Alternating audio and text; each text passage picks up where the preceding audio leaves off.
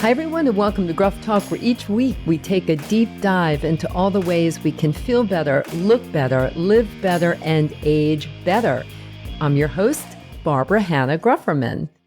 So on Sunday, just 2 days ago, I ran 15 miles. I'm in training for the New York City Marathon. This will be marathon number 15 for me.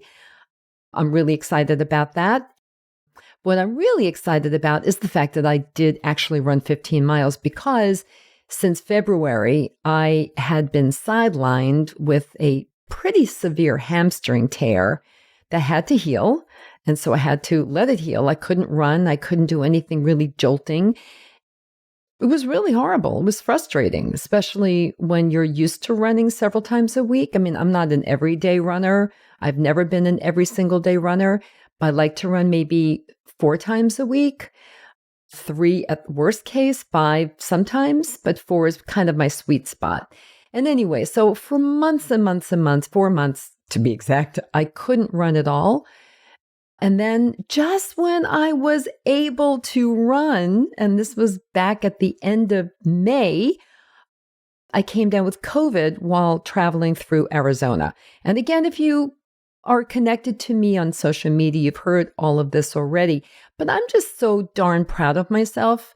And I am going to be talking about this for a while. So sorry that I did manage to run 15 miles. Now, I have to just share with you that it was slow and it is pretty hot and steamy out still. It's summer, but I don't think that I'm going to be aiming for PRs anymore, trying to do better than the year before in races and in running. I just maybe think those days are over for me. And I hope that doesn't sound negative because I certainly don't mean it to be. I really think that it's a positive. And what I mean by that is you have to assess. You've heard me say this so many times. You have to assess your body, how you're feeling, how it's functioning, how it's working as you go on in years. And, this year I did have a setback. I had a physical setback with the hamstring tear. And then I certainly had a systemic physical setback with COVID. I'm not saying I have long COVID, but I don't think I've ever really gotten completely back to myself since the end of May. Just in terms of, my energy level. And I'm really curious. I would love to hear from you all if anyone else has had COVID, recently, like in the last year, maybe this particular strain, this variant, but it did leave me a little bit less energetic. And I'm just curious about what your experience has been. So anyway, I did run my 15 miles. I know I'm going on and on about this because, I'm pretty darn proud of myself. So anyway, and I am running again this year on behalf of the Bone Health and Osteoporosis Foundation Be Bone Strong team. It's a group of us. This year we have about 15 runners. I'm hoping to get a few more bibs, but I don't know if it's going to happen at this late date. And we are working very hard together as a team to raise awareness of the importance of bone health and also to raise funds so that we BHOF can create programs, especially for next year. 2024 is going to be the 40th anniversary of BHOF, and we have a lot of things planned. I say we because I've been on the board of BHOF for, over 9 years now, which is kind of crazy, ever since I realized that I had low bone density, and I've been doing everything in my power to keep my bones strong. So anyway, I will have a link to BHOF, to the Bone Health and Osteoporosis Foundation website in the show notes, but also a link so that you can learn more about the team because each and every one of them is pretty incredible. Okay, so now back to what we're supposed to be talking about. I just had the most fun conversation with a woman who has quite the story to tell about her bones. Yeah, I guess there's a theme going on here. Yep, her bones. After she shared her story with me, we took a deep dive into bones and everything bones with a laser sharp focus on how to move to keep bones strong. Yeah, we talked a bit about eating, but it was really about moving. My guest today is Rebekah Rotstein, who is an industry leader for Pilates, bone health, and movement education. And she did all this because of her experience. Again, she will share that with you. You'll hear it when the show begins. And she's the founder of Buff Bones, a medically endorsed exercise system for bone and joint health that offers on-demand classes, and she has trained instructors in more than 30 countries. I'm also happy to note that Rebekah is a member of the Ambassador Leadership Council for the Bone Health and Osteoporosis Foundation, which I just was talking about. So, running, as I was just talking about running is a great way to keep bones dense because it's a weight-bearing exercise, and so is walking and jumping and things like that. But as you'll hear when I talk to Rebekah, she is a huge proponent of strength training, as am I, and believes that by lifting heavy, heavy weights, bone loss can actually be reversed. But I'm going to let you hear all of that directly from her because it's not for everyone, but almost everything she talked about is for everyone. So we covered a lot of really good information. I hope you'll listen to the very end and become as informed as possible about how to take good care of your bones, because our goal now is to stay mobile and independent for as long as possible, right? Are you with me? Yeah, of course you are. And that's why I like to invite experts like Rebekah onto the show to talk about bone health. So much to talk about. So let's get this bone chat started. Stay tuned.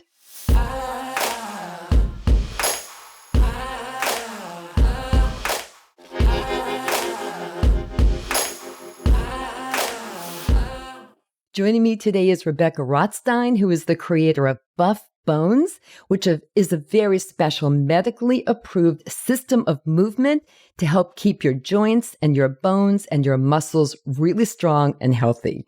So welcome to Gruff Talk, Rebekah. Thank you, Barbara. I'm excited to be here. So take us to the beginning. What is Buff Bones? Why did you create it? What's the backstory here? So the backstory goes actually pretty far back. It goes back to my teenage years, actually. I was a ballet dancer, and like many ballet dancers, I had stopped menstruating as a teenager. And we're talking not just somebody who goes to take a class, we're talking leaving home to dance, etc. I didn't really think much about it at the time, but then fast forward many years, when I was 28 years old, I decided to get a bone density scan. And the reason I decided to do that was because at the time I had become a Pilates instructor, and the curriculum that I specialized in was injuries and conditions. I worked in sports medicine settings and such. So it was an appropriate fit for me. And I was teaching curriculum about osteoporosis, and I decided to get a bone density scan, just to have a baseline for later in life. And then I was told, well, guess what? You have osteoporosis now, and we want you to go on medication and blah, blah, blah. So basically, I did a lot of research. After I did a lot of crying, I want to be really honest about that part. Of course, that's a shocking thing to hear. And you were how old? 28? 28. No, that is absolutely shocking. And did they tell you why they thought you had osteoporosis at such a young age? I mean, did your mother have it, grandmother? Well, it does run in my family. My father had it as well as my mother and most of the women in the family. But that was the reason why I decided to get a baseline, because I knew I had this genetic predisposition to it. There's this hereditary element. So I knew that I probably would later in life, but I figured let's see where I am now so that I can just have a comparison when I'm much later. It turns out that that wasn't exactly the case. It was much different than I anticipated. So as a former ballet dancer, I have, and I still have, a very, very strong identity with my body, which I would say is more so than for the average person, because you've spent so much of your life living in breathing movement, looking in a mirror, and the way you move is completely how you identify. So it was very, very difficult emotionally to be told, oh, you could break your bones at any moment. You have to be careful. And also, I knew a lot of information that the average person doesn't, because I was already teaching the contraindications or the movements that you should avoid with osteoporosis. So I felt really betrayed by my body a second time. The first time had been when I had to quit dancing because of injuries. And then the second time now was happening again, essentially. And so it was pretty devastating. And as I was saying, there are certain motions that we can come back to that those with osteoporosis want to avoid because it could increase the possibility of a fracture. So knowing those already, it felt like I was being more limited because then I was thinking, oh my goodness, there are all these movements now that I'm being deprived of as well. Right.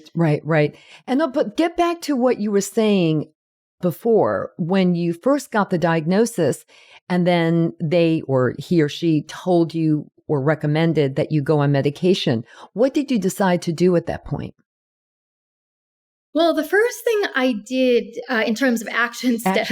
What were your action steps then, Rebekah? My action steps were first to reach out to colleagues. So I had the benefit of colleagues, physical therapists that I could reach out to who would know about this and what I should do and give me some recommendations also for physicians in the city. I lived in New York City at the time.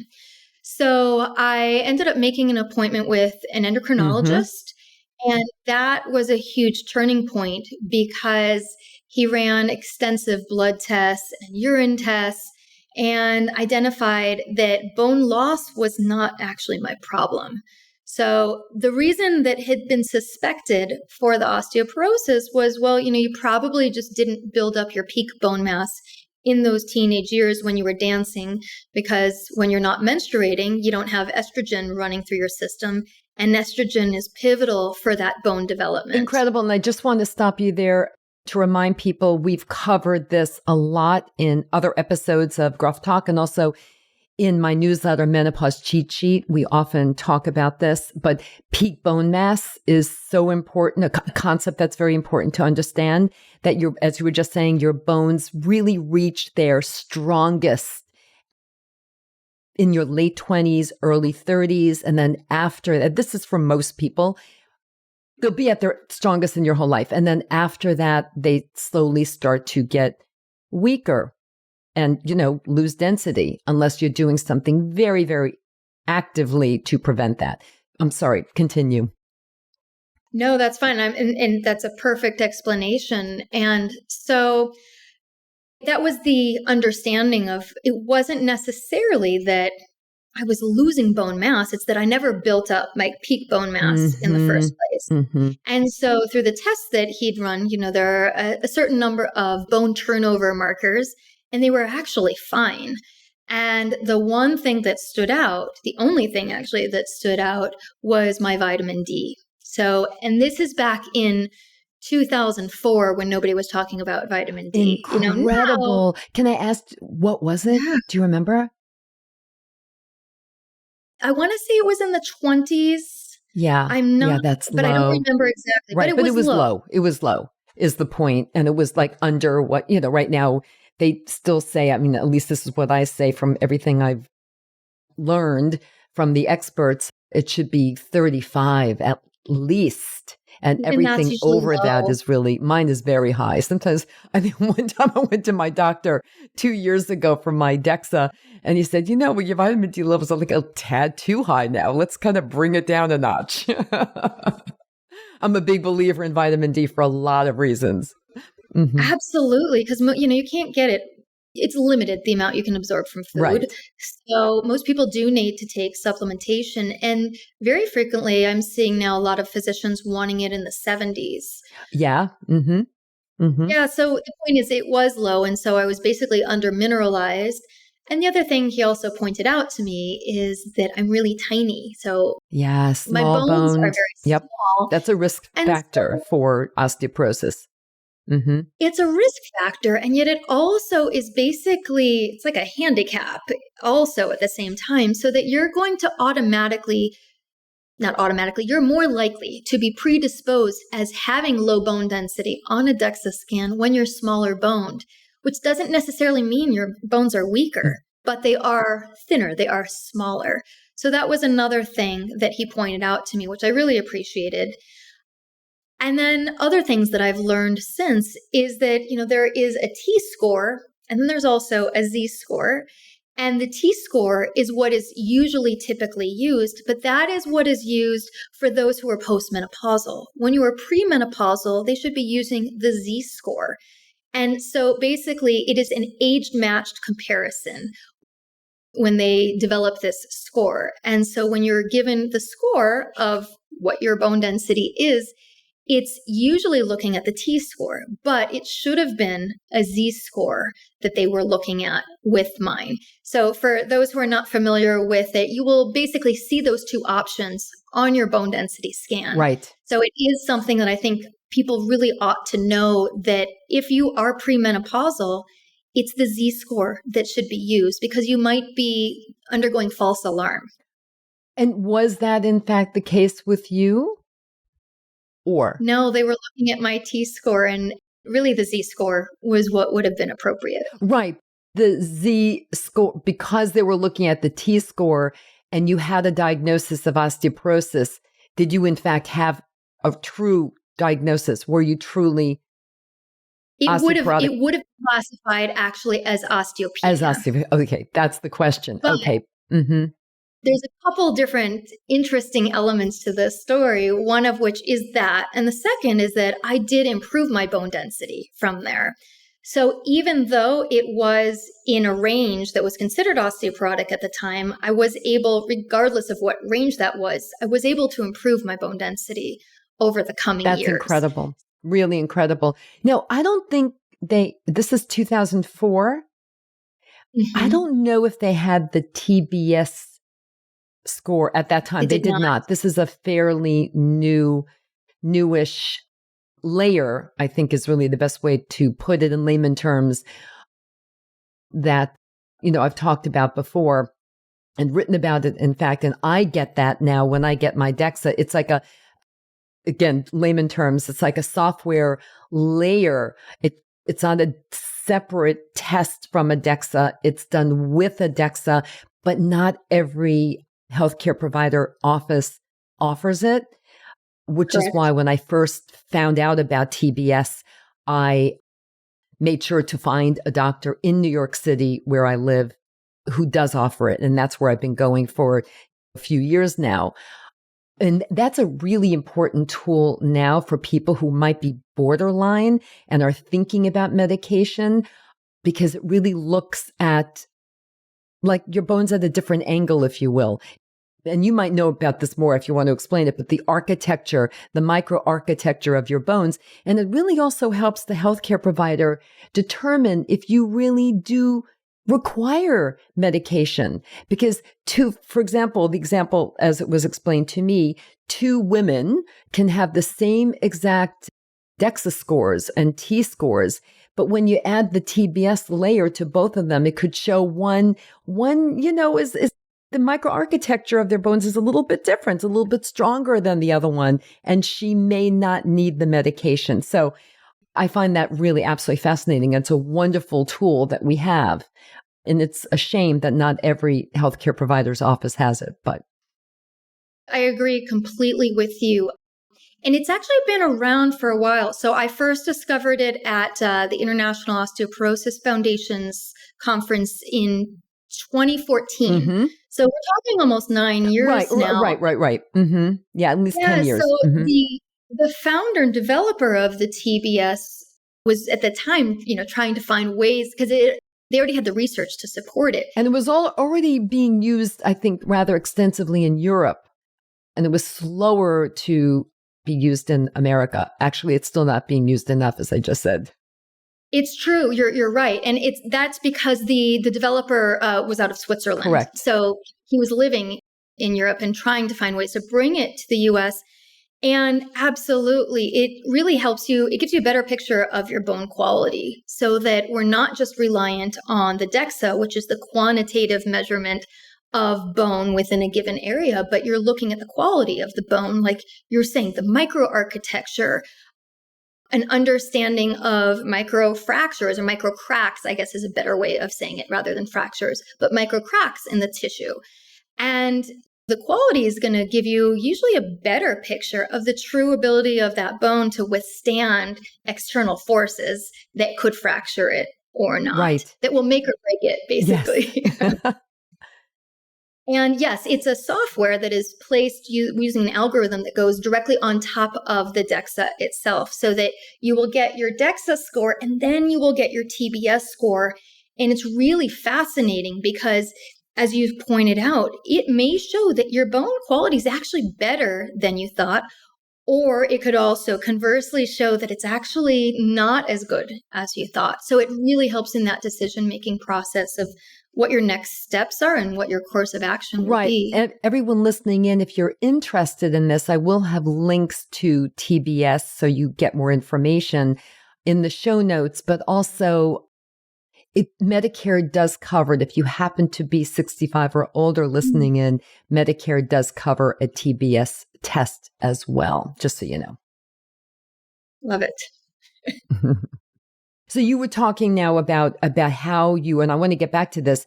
So you were diagnosed and, with poor bone structure, however you want to call it, osteopenia, perhaps, not quite osteoporosis as it turns out, but you were able to reverse it.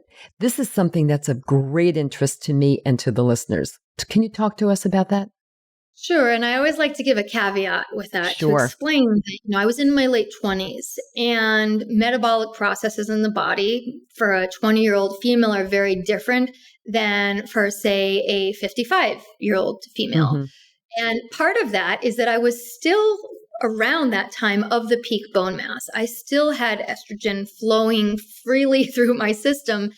And as you know, and I think your listeners know, that you have a great acceleration of bone loss that occurs in those first 5 to 7 years after menopause. You can lose up to 20% of your bone mass. So it is a different process in these two different bodies, and the bone metabolic processes are different. But with that said, I did a couple things. One is I increased my vitamin D intake. Secondly, I changed my diet where I decreased the amount of sugar that I was eating. I would like to say that I greatly increased my protein. I didn't. I do now. I did not know that at the time. Right. It's so interesting. I was just listening to the episode that is actually coming out tomorrow. So everyone, when you listen to this, after you hear this, go back and listen if you hadn't heard it already. Episode 68. And it's all about weight loss. And I talk with a obesity and longevity expert. And a big part of our conversation was focused on what she calls protein forward. And it's really, really important, the health of your muscles, and then very connected to your bones. So yeah, listen to that and now pay attention to what Rebekah's going to tell us about how she's changed, how and when you eat protein, I guess, right? It is. And to be honest, I was really influenced. I mean, I've known through, in fact, that initial Osteoporosis Foundation conference that I mentioned, there was early talks about ingesting greater amounts of protein, but it was really, the research was looking at the elderly. And now, thank goodness, there's so much more information about midlife women. So to help us prevent what will be down the road, 20 years or more, it really was Heidi Skolnick's book that opened my eyes to the amount of protein that we should be having in midlife. Rebekah, sorry to interrupt you again to talk about yet another episode of Gruff Talk, but we did early on, it was in 2022 when the book first came out. Now we're talking about the Whole Body Reset. It's an AARP book co-authored by Heidi Skolnick, who is a nutritionist. She's wonderful in New York City, and Steve Perrine, who is the health editor at AARP. And basically, they changed my mind too about not only making sure that we get enough protein in midlife and beyond, because the book is specifically geared to people 50 and over, but that the timing of the protein, because if, according to them and their research, if you don't get enough protein, about 30 to 40 grams per meal, if you don't get it in the morning, you are starting your day at a protein and muscle deficit. And they convinced me right there as we're recording, and I have never looked back. I listened to that and I said, my goodness, I have not been treating my body the way I should. I have not been giving it the protein that it needs when it needs it. And there are a lot of people out there who either don't eat breakfast or they eat a sugary donut or a bagel for breakfast with some butter on top and then, run out the door. And I'm telling you right now, and Rebekah's going to continue to tell you, that is not a good idea. There's a lot of science behind it. Right, Rebekah? Absolutely. And, because of them, I now try to get 25 to 30 grams per meal for myself that I really, really wasn't before. And so going back even to my late 20s when I had this diagnosis, I wish I'd even known that at the time. But in the last couple of years now, I've gotten better about that. And it's really interesting because the research had really been looking at osteoporosis with the elderly or senior community because that's the triage situation, right? That's where we're most concerned about the devastating fractures like hip fractures. And yet now more attention is being paid to the midlife population and identifying what those nutritional needs are. And so that's been really helpful. So now I wish I did it at the time, but now I do ensure that I get much more protein and absolutely not having the sugary breakfast, which really is certainly not a good way to fuel your body in any way, but also for your bones, the high sugar intake can be depleting to the bones. The other thing that I did was I already was a Pilates instructor. So I already at that time was quite active. But the other thing that I did was I increased the weight bearing element and I started working with a personal trainer to add in weight training. So I was doing strength training because strength training is part of Pilates. But when we're talking about sets and reps and weights, that's something that I hadn't been doing at that point. So I started adding that element into my program as well. And I think one of the big challenges that maybe we just have as a society is we like to name the top 5, what's the top 3, what is the best, you name it. Mm-hmm. And, when it comes to bone health, I strongly believe that approach does us a disservice, that you should be doing weight training, adding in heavy weights, but you also need to be looking at other ways to condition your body. It's not one thing over another. It's a matter of how you bring in different applications that are going to benefit your body in all these different ways. Because another thing that is often overlooked, and you and I were even just talking about this, is the tenderness, injuries that happen in midlife and beyond. And because of this high disposition or predisposition toward tendinous injuries as estrogen diminishes from our bodies, it's not just the answer to just load your tendons and bones, because sometimes you can actually increase the injuries. So we have to find ways to work within that capacity, what is going to be healthiest for the joints, and yet also enable the bones to rejuvenate along with that. Absolutely. And, for women in midlife, those who have gone through menopause again, the estrogen levels have dropped, and there are many out there who chose not to take hormone therapy to replenish their estrogen levels. I was one of them. And I regret it, by the way. And I've said this publicly many, many times because I do have low bone density. And by the way, I have been able to not reverse it so much because I am in that older group that you were discussing, between the 20s and the 50s, 60s, and what our bodies are capable of doing. But I have been able to kind of keep it at the low bone density, the osteopenia range for going on 16 years now, because I was first diagnosed at 50 when I actually broke my arm when I was walking my dog, to now. And that's really good news. But again, you have to be really, really active. But there were women out there, as I was saying, who chose not to take HT. And so they have, hardly any estrogen in their bodies right now. And so I did have an injury. We were talking before we started recording this episode. And I have been doing what I think is everything right, but I may have been putting too much on my tendon and then develop hip tendinosis. So, our bodies are just always evolving and you have to always reassess. And I talk about this a lot. What was working for me maybe 5 years ago with how I was training for my marathons isn't really working as the same as now. I have to adjust and reassess. So getting back to what you do. So let's talk about buff bones. I mean, so you started this because of your own experience. Is that right? Yes. So just knowing what it felt like to be sidelined. I'd been sidelined from injuries throughout my life. So I knew that part. But then to be sidelined from certain exercise modalities, being told, you're not supposed to round your spine. And especially in Pilates, there's a lot of that.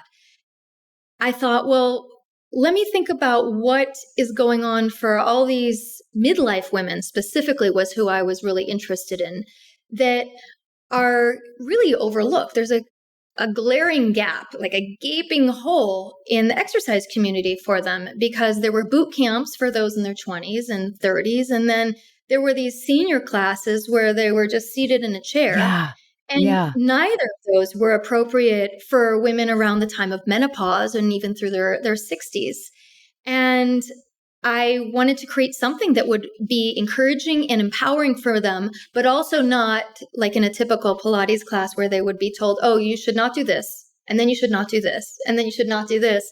Something that felt really inclusive, but also would incorporate other elements beyond Pilates, because Pilates isn't enough. There are other things that need to be addressed. Then the final part of this is the joint conditioning. And because we do have different injuries and conditions in our bodies, we call them comorbidities in the medical world, of things that happen alongside, say, osteoporosis. There's arthritis. You might have frozen shoulder. You may have herniated disc. You may have a rotator cuff tear. I mean, it's really rare that you find somebody who doesn't have one other condition. I just was laughing. I was just thinking like, oh my gosh, it's like truly as you get older, and I'm happy.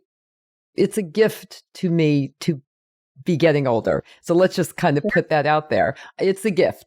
And I know that. But I have a degenerative disc disease in my lower back that has to be managed. I have a little mild arthritis in my left knee. I had a few injuries that are healing. But these things happen. Your body, as we said before, it keeps evolving. Even if you're doing everything right, I think a lot of these things just happen with a bit of wear and tear. And I think probably what we need to really do is try to figure out how best to kind of lessen the impact of that wear and tear that's happening naturally as our bodies age, right? With some of these tools that you have, that you've developed and you teach to your clients in your classes. Exactly. Because, I had done a really deep dive into the research I was asked to write a medical education paper for personal trainers and exercise professionals back in 2008. So about 4 years after I was diagnosed. And so I did a huge lit review of all the research that was out there. And really everything that's talking about bone health is looking from a very standard lens, saying, all right, you need weight-bearing exercise with resistance and you need impact, which is important. And that is how we develop bone tissue and how we also maintain bone tissue. But it's not very reasonable to just go and lift weights without recognizing, well, what are you going to do about that bum shoulder or, that gluteus medius tendonitis that you have, right? Or, the knee pain that prevents you from squatting, which is part of some of the weight training that you might do. Right. So I wanted to look at the whole picture, and I brought in a bunch of different elements and techniques into it so that it would be healthy for the joints as well and address the fascia, which is the connective tissue of the body, which still to this day I think is really overlooked in the bone health world.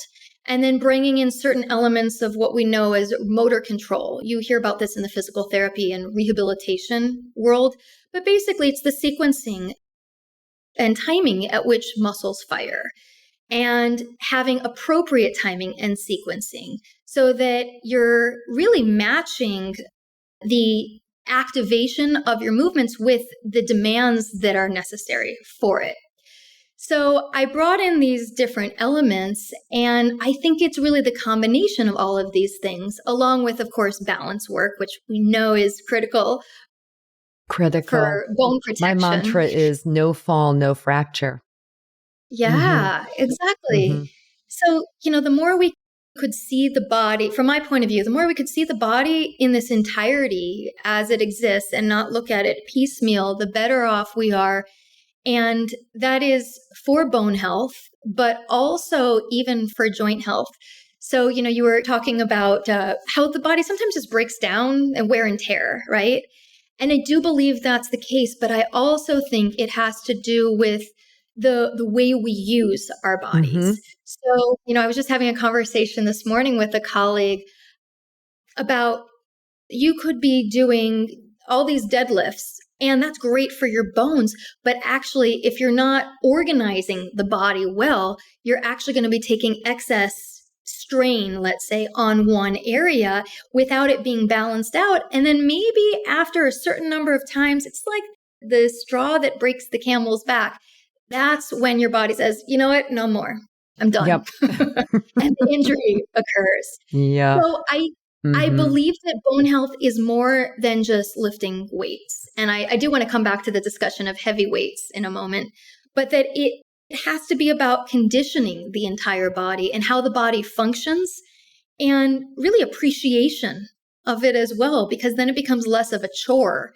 And if you enjoy these exercises that you're doing and ways to take care of your bones and your body, you're going to be more likely to do them rather than dreading it and, just procrastinating on it, putting it off to some other time. So it sounds like it's a very different program than other programs that we see out there, for sure. I mean, it's a whole body. It's all conditioning. It's looking at every possible angle. It's seeing the kinetic chain. It's seeing, right? I mean, it's just really everything to see how your body can function better, injury-free, and keep your joints moving and your bones strong. It sounds wonderful. So do people have to come to your studio?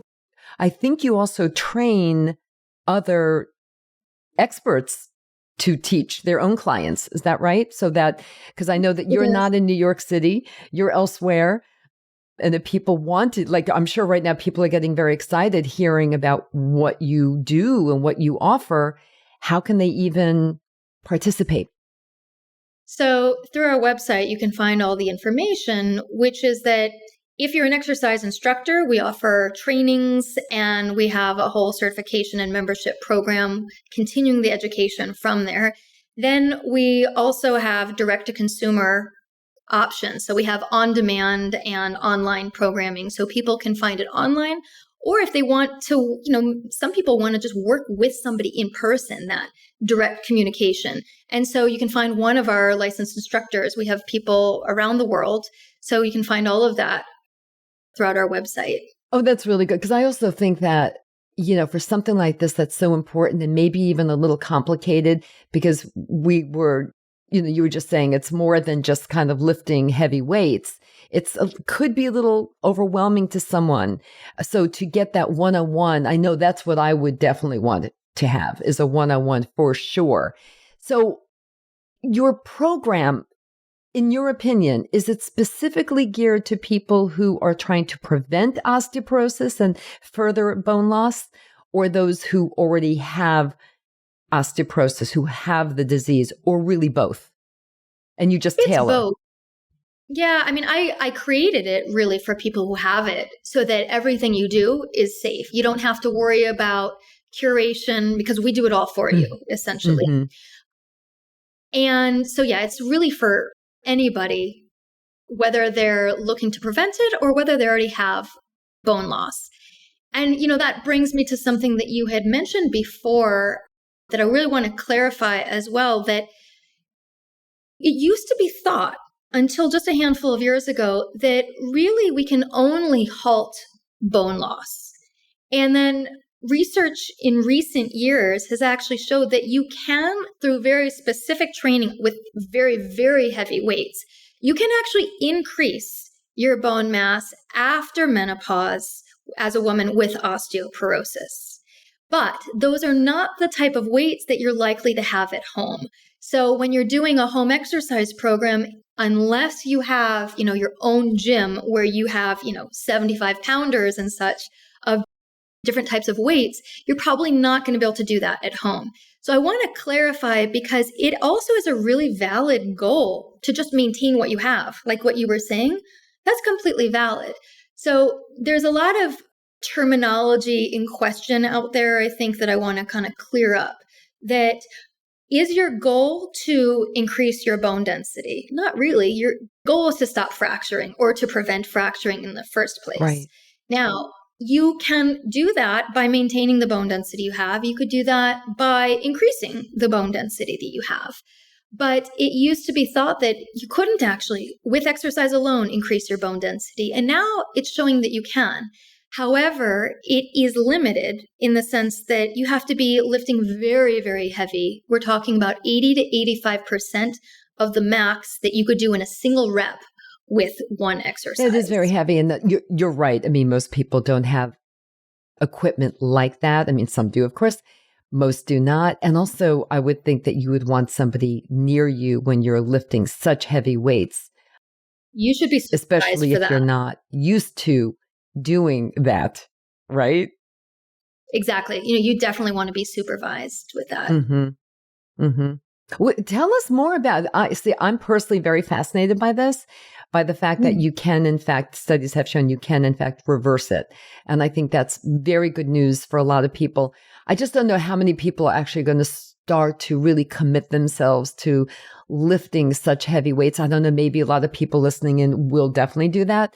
But what are some other things that people can do? Just, your average person on the street listening in who really, maybe they haven't yet been diagnosed with osteoporosis, but like me have low bone density, which so many women after menopause do have. What are some of the things they should be doing? Sure. And I'm glad you mentioned that because I advocate that if you can do these heavy weights on top of everything else, it's not the only thing you should do. That's great. But I also recognize there's an access issue as well that is limiting for many people. So there are so many things, though, that you can do. And that's the biggest part that I think one of the biggest takeaways is to recognize that it's never too late. Don't despair. So a very simple thing that you can just do for impact is if you are standing, say you're standing at the stoplight waiting to cross the street, lifting and dropping your heels. So not bending your knees, keeping your knees straight, and just lift your heels a little bit and then you just let it collapse, let the heel drop. They're called heel drops. So it's a nice way to get the stimulus into your bones, getting this low impact into your bones. You can also stomp as another way. If you are not at high risk of fracture, you can also jump. So jumping and that impact is a great way as well to increase. It depends at what point you are in life. In younger people, it helps you increase bone density, but it also allows you to maintain the density that you have, once we're over 50, for instance. So that's one example of impact. I just want to interrupt you for a minute. I am wearing my Bone Health and Osteoporosis Foundation Be Bone Strong marathon shirt from last year in honor of our conversation today. And before we started this conversation, I always like to do something active before, doing an episode. And I just said, well, what should I do that's appropriate for this conversation? And I did a bunch of, I think, 20 or 30 jumping jacks. Nice. Yay. I think that's just the way to stimulate those bones. It's essentially telling your bones that they have a role because the bones can be lazy otherwise. So you're saying, no, don't go to sleep on me. Right, exactly right. And it felt good too. Like I felt like, it was that kind of afternoon. I needed a little pick me up. So instead of reaching for sugar or a cup of coffee, which I never do, it's so late. Yeah, I did some jumping jacks and it worked. But that's a great, you've just identified a fantastic tool that we all have. Everybody at some point will experience that mid-late afternoon slump. And yeah, instead of reaching for the coffee, why not move your body and just see what the changes in chemicals will do? It's like your body's own natural caffeine response. Yeah, there's a term now for it, exercise snacks, that they say really are very effective and you can do incredible things in 2 or 3 minutes. You can do a bunch of jumping jacks. You can just jump up and down. You can do push-ups and squats in 2 to 3 minutes. And then you can do that throughout the day. And it all adds up, right? I'm laughing because in 2018, we launched a product called Buff Bites. Oh, I love that. That's great. We're calling them actually initially Buff Bone Snacks. And then there was one person who was referring to the word snacks as well. So I was like, oh, I don't want that. Nobody was talking about in the way that you're talking about it now. So we ended up calling them Buff Bites. But it's exactly what you're referring to. 5 minutes, how we can maximize movement in that time and discover what you can do to take care of your body in the least amount of time possible, essentially. Yeah, because so many people say, oh, I just don't have time. I don't have the time to do that exercise or do that class or whatever. There's no excuse for this. You can do that. You can take 2 minutes and do 20 push-ups and even the modified ones, even against a wall. And you can do a wall squat. Right? Hold a wall squat for 2 minutes. By the way, fascinating. I know we're going off topic, so sorry. Related, but off topic, but related. I saw a study very recently that wall squats and the plank, because they're isometric, and if you hold them, I'm sure you've seen this too, if you hold them for like 2 minutes and then take a break for 30 seconds a minute and do it again, rotation of 3, that it lowers your blood pressure. It's fabulous. I did not read the actual study, but I've seen summaries of it. Yeah, exactly. It's that idea of muscle contraction where you're not producing motion. So your muscles are active and contracting, the definition of this isometric that you're referring to, but you don't see movement. You're not moving in space. And yeah, it's a really exciting bit of research because it's accessible. It's accessible, and you can really do it anywhere, anytime.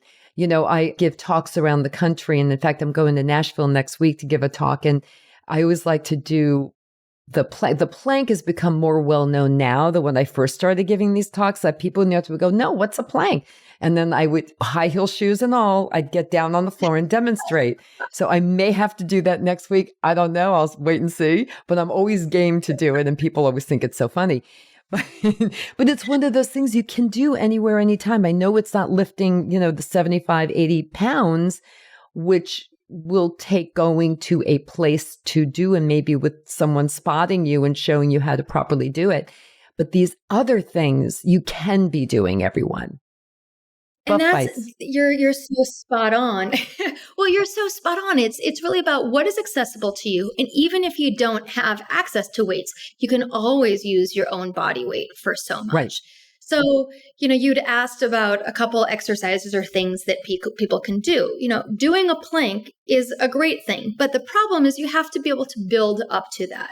And that's really what I think part of my mission is to acknowledge those who are looking for guidance, who may have other conditions in their bodies, and to help guide them to see, you've been here, but here's where we can take you. And to discover these potential that you didn't realize was possible that really can change your life. Absolutely. I just think that, and I say this often, and it was even the chapter of my last book, all roads lead to fitness. I firmly believe this. I believe it with my whole heart and soul. Because why? Well, because if your bones, let's focus on bones, back to bones.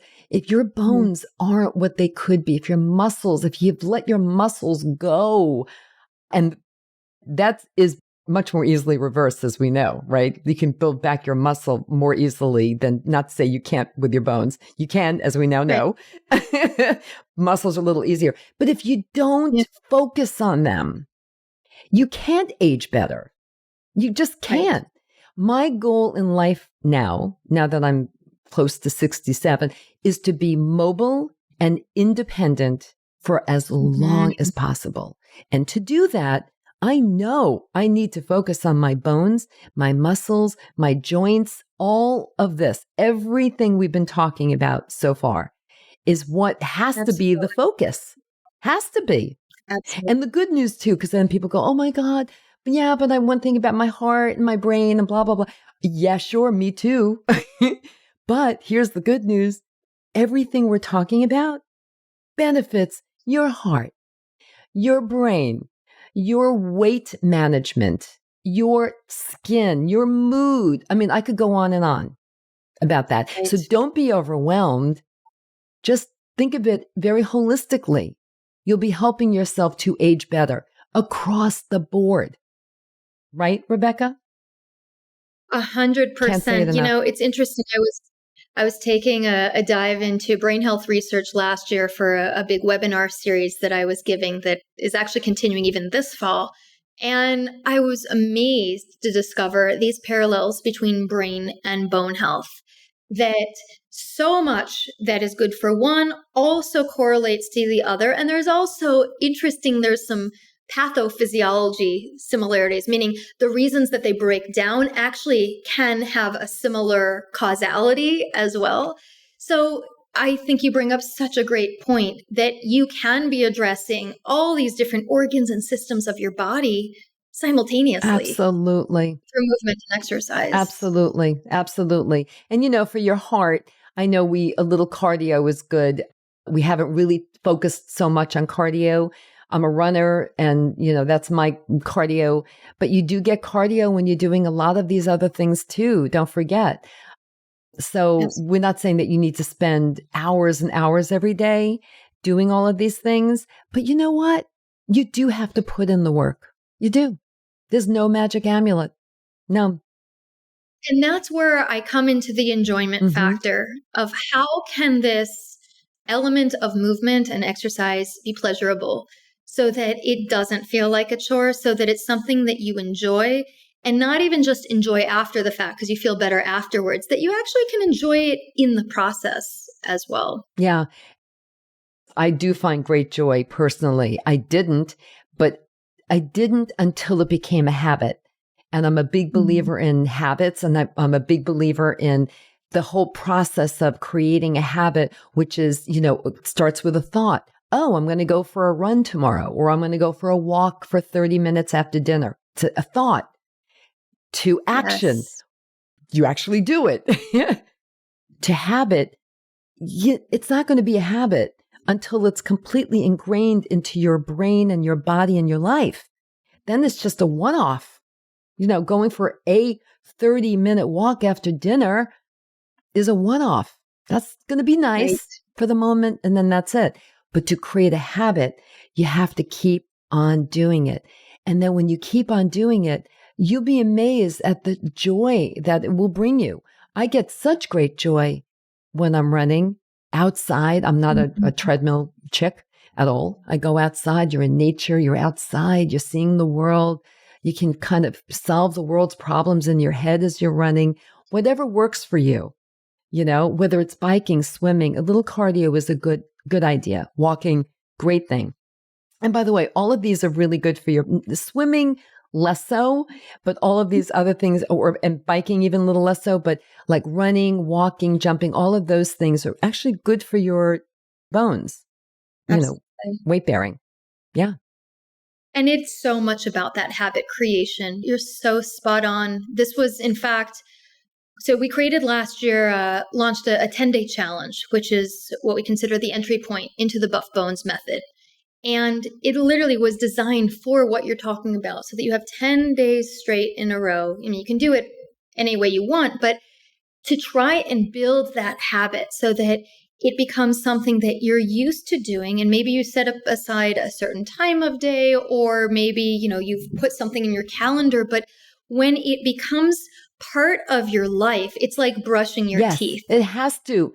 It has to, or else it is a one-off thing, a one-off event. And that's just not going to help you achieve the goals that you may have for yourself right now, right? Exactly. To age better and to be mobile and to be independent. I hate to use the word work because that sounds like work, but you do have to put in the work, or maybe better said, you have to put in the time and the effort to, the commitment. Right? You just have to. I mean, I know that we're all talking about Ozempic, again, going off again, but related. We're all talking about Ozempic, and it is a bit of a magic pill, as it turns out. It really does help people to lose weight. The big concern, as with the discussion I just had with a recent guest about this, the woman who I referenced before, who is the longevity and obesity expert, is the big concern is that people are going to say, yeah, this is a magic pill. So now I don't need to work out. I don't need to, go to swimming or walking or running or do anything. I'm just going to lose the weight with this pill injection, not pill in this case. Right. Yeah, that's a big, big concern. And you know what? That's not the way. I'm not saying that people shouldn't take Ozempic. If it's right for you, go for it. If other things have failed, go for it. But don't give up the lifestyle choices. Yeah. Right? Absolutely. Well, and it's going back to the teeth brushing example. You go to the dentist usually twice a year. You don't not take care of your teeth in between. You have your daily routine of maintenance to prevent tooth decay, right, and cavities, so that you don't have to have a root canal down the road. Well, it's the same thing. Wouldn't you take care of your bones just the same way as you take care of your teeth? So that, you want to avoid fractures or a root canal, right? So whatever that is down the road, you have to see the long haul picture. And as you pointed out, your goal is to be independent and mobile for as long as you can. Absolutely. Which I think is So looking at the big picture, the long-term picture, where do you see Buff Bones 5 years from now? I mean, you said you just developed that challenge, the 10-day challenge. So it sounds like you're always coming out with new ideas, the Buff Bites. So where do you see Buff Bones 5 years down the road, whatever, a few years down the road? Well, there's a couple things. One is we're actually part of our mission is also advocacy. So we're going to be launching this fall a new webinar series that is free to the public. And we're really excited about this. So at least we're going to see how it works throughout the fall. And hopefully that will continue, of monthly webinars with different physicians, nutritionists, experts in the field, usually coming from medical facilities, with health organizations that are sponsoring, providing speakers. So that's part of it, is to continue and really expand the reach of education.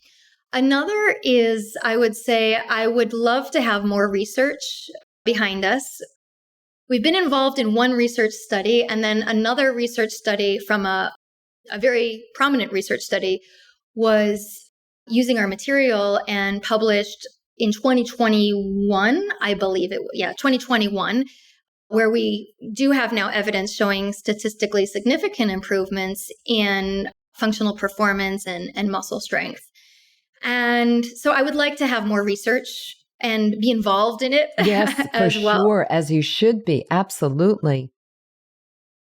And I would say those are the two biggest things right now. And then also, of course, moving forward with YouTube to offer, again, information. Yeah, we were just talking about that before we recorded. You should absolutely be doing a YouTube channel. I know you have one already for your on-demand videos, but taking snippets of them and sharing to get people excited and motivated. That's the most important thing is like, what's the science behind motivation? What is going to get you to not just listen passively to like this conversation, but actually listen to it in a very engaged way so that after this ends, you'll actually do something. You'll actually take action, right? The action to make it into a habit. And that's really my goal. I know it is yours too, Rebekah. And I think that doing the YouTube thing is a great idea. Yay.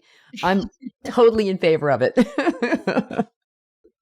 So we have talked about so much. Is there anything I missed? Anything else you want to make sure that our listeners know about Buff Bones? I mean, there will be links in the show notes, as I said, to some of the things we've referenced, certainly about Buff Bones.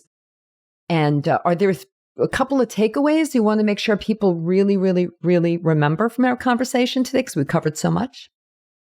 Definitely. I think for one thing that it's about optimism. And I think I come from a unique place as somebody who's in this space, who is not just telling you what to do, but has been there. So I get it. I understand the frustration. I understand the fear, the anxiety, the overwhelm. I really, really do get it. And that's why I created Buff Bones. So to recognize that there are always things that you can do to protect your bones and to improve various elements of your body, whether it's improving your balance, improving your strength, improving your mobility. It's just never too late. There are always things that you can do.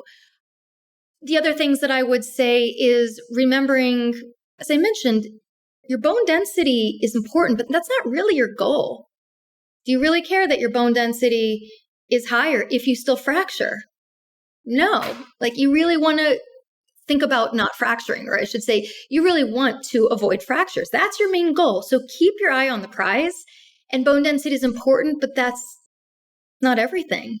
It's only one element of the total picture of bone strength. And then also just, I would say the third thing along these lines is about appreciating our bodies and appreciating all that is working. And especially, I just was having trouble with my hand the other day because of arthritis. I was struggling with my fingers. I have a lot of arthritis throughout my body. And I'm 47 years old, right? So I've got a long time still to go.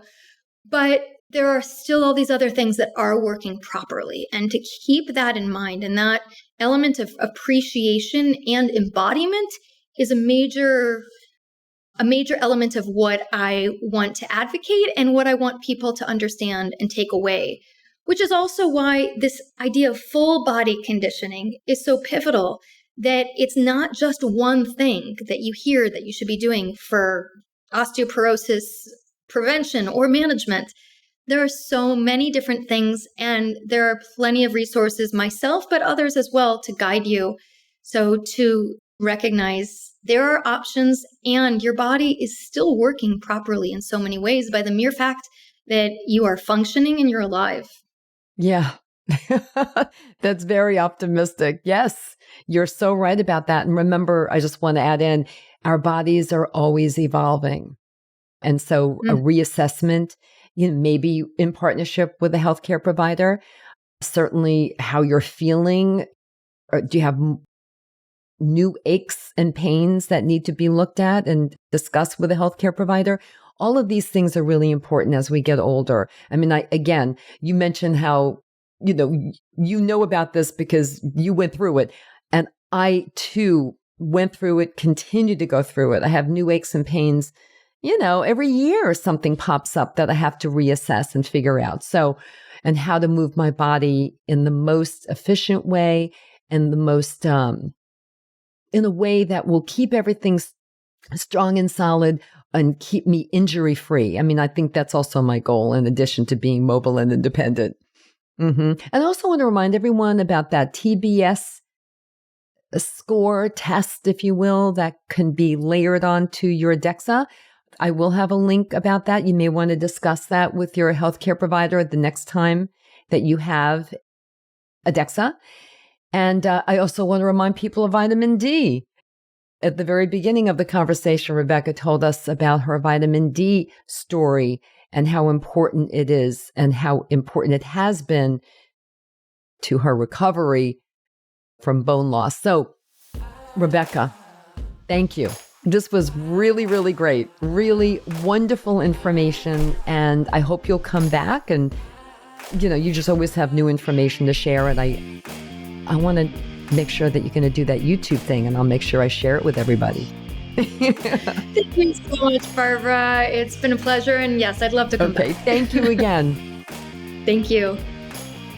Thanks for tuning in, everyone. If you enjoyed this episode of Gruff Talk, please do 2 things. First, share it with all your friends and family, and subscribe to Gruff Talk wherever you listen to podcasts, including YouTube, so you never miss a single episode. Until next time, remember this: we can't control getting older, but we can control how we do it. Talk to you soon.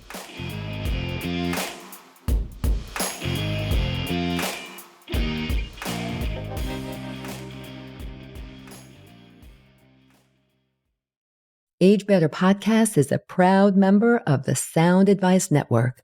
Sound Advice, women's voices amplified.